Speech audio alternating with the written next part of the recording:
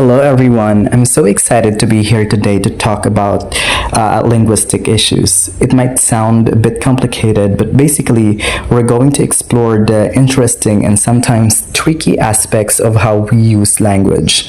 Think about all the ways we communicate: speaking, writing, even body language, and how sometimes things get lost in translation or we may misunderstand each other. That's what we'll be focusing on. So we'll be looking at different kinds of problems that can come up with language. Maybe it's the way different words are used in different places, or how the same word can mean different things depending on the context.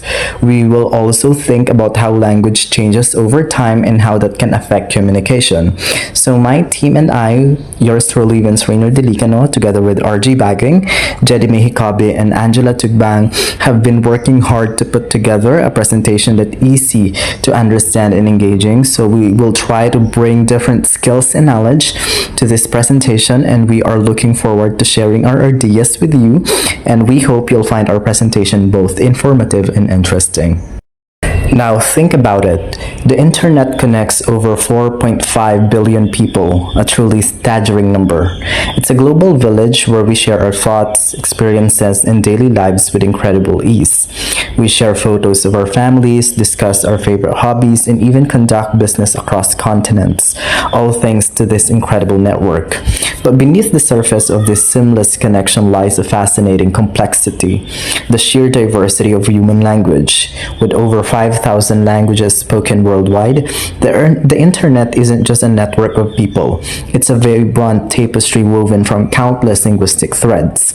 So this presents a significant challenge. How do we ensure that this global communication, this exchange of ideas and experiences, remains accessible and understandable to everyone? This is where the field of online linguistics comes in.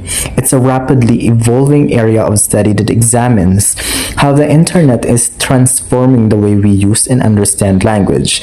So we will be delving into the ways the internet impacts communication.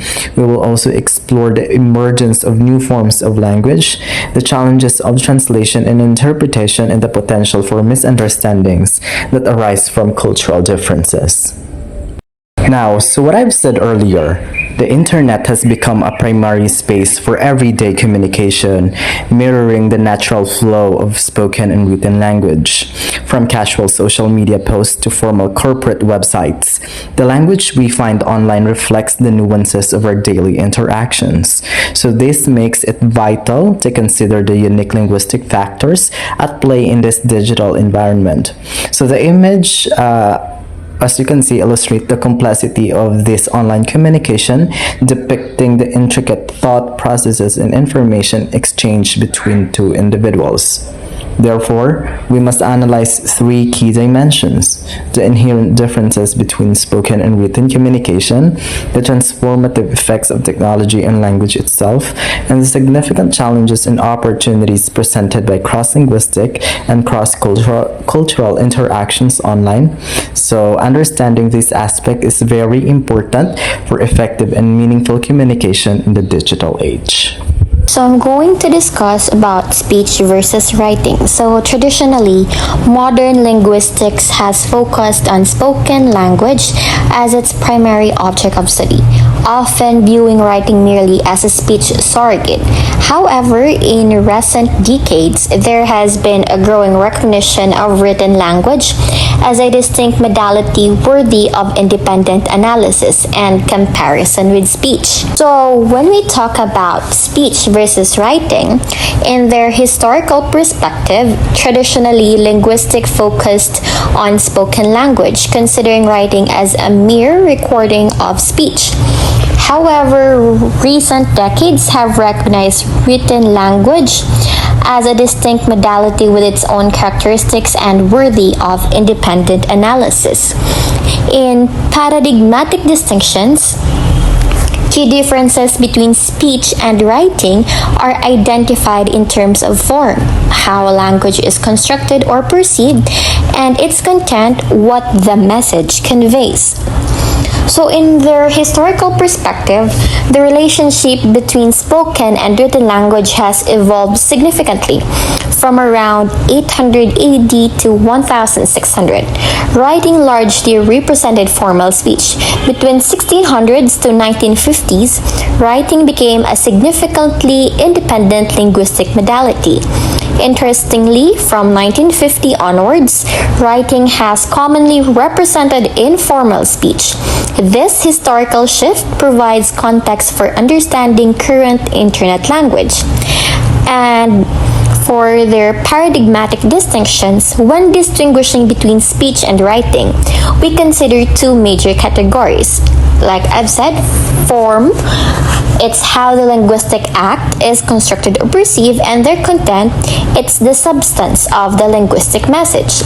So these distinctions provide a baseline for comparing specific contemporary uses of written language, such as on the internet. Next, we have under speech versus writing, we have discourse participants. So in discourse, writing is often monologic, as writers usually don't know their audience beforehand, and speech is more often dialogic with immediate feedback possible.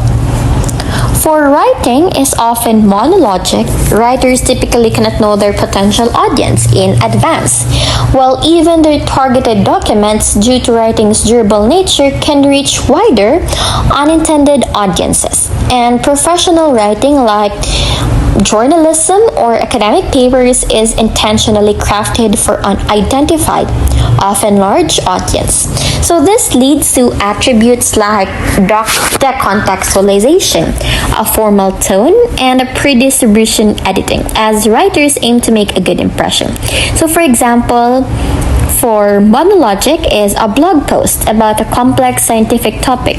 It is written for a general, a known audience, so the author strives for clarity and a formal tone, often editing it multiple times before publishing. And for speech, it is more dialogic, like I've mentioned before. In face-to-face speech, the speaker usually knows the participants and immediate feedback is possible.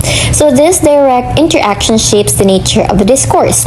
So for example, a casual conversation between friends involves immediate back and forth, allowing for clarification, interruptions, and non-verbal cues. So for the style, the notion of casual language on the internet is discussed, acknowledging that casual writing has been a trend for decades, predating online communication. So the perception that natural language on the internet is more casual than traditional written language is often discussed. However, it's important to note that the trend toward casual written American English predates network computing by at least half a century. So for example, is an email to a colleague might use contractions and a less formal sentence structure, similar to how a casual note might have been written before the net. So we also have effects of technology and language. It's writing technologies and speech technologies. And for the writing, we have number one, the invention of printing, standardized spelling, fostered literacy. Number two, typewriters influenced business writing and led to a decline in handwriting skills. And number three, internet technology is seen by some as reviving the medieval mode of collaborative text creation. So for our number one, it's the printing press. Well, the invention of printing technology led to the standardization of spelling and fostered literacy in Western Europe.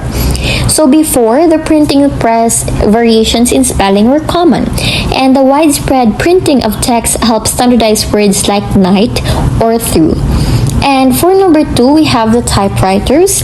So the marketing of typewriters in the late 19th century contributed to the decline of handwriting skills and encouraged the production of longer typewritten prose compared to handwritten text.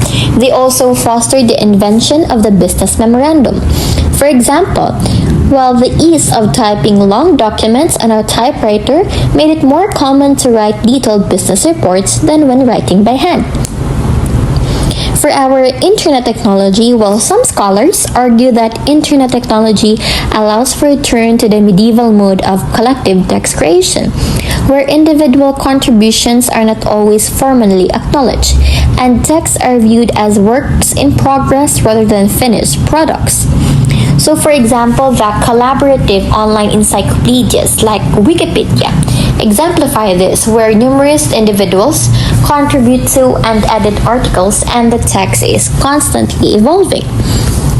We also have here next is our speech technologies. So the effects of technology on language in our speech is the telephone allowed for more candid speech and expanded access to interlocutors. And number two, the internet with its open access has further redefined rules for social discourse.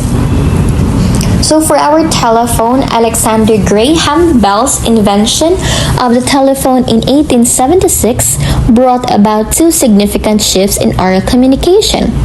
Number one, or it's more about more candid speech, or telephone conversations lacking face-to-face encounters often lead to speakers being less hesitant to express themselves.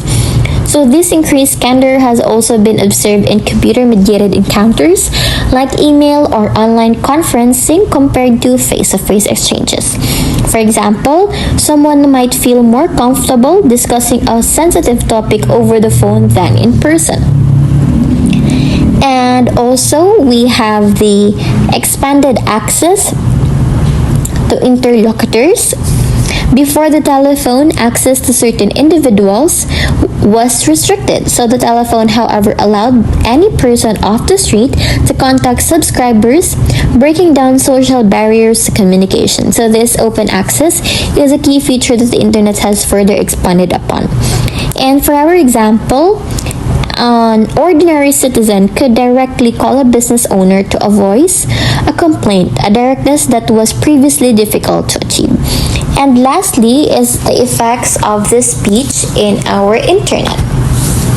So the internet's open access means email users have almost limitless access to one another, radically redefining previous rules for constraining social discourse. For example, sending an email directly to a CEO of a large corporation, which would have been nearly impossible before the internet, is now a common occurrence.